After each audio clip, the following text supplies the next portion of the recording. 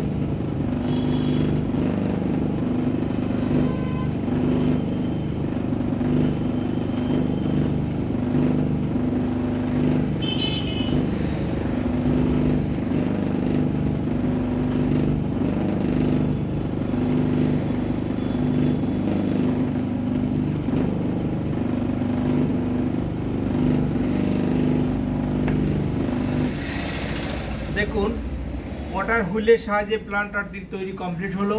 এখন আমি শুধু হাতের সাহায্যে কিছু কাজ করব। দেখুন কিভাবে সেই প্লান্টারটির কাজ করছি আমি।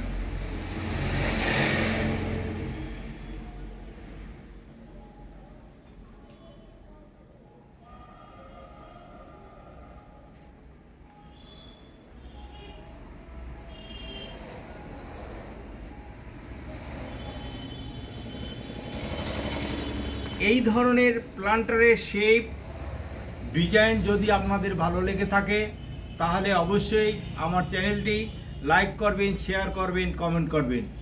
আপনাদের অসংখ্য ধন্যবাদ ভিডিওটি দেখার জন্য।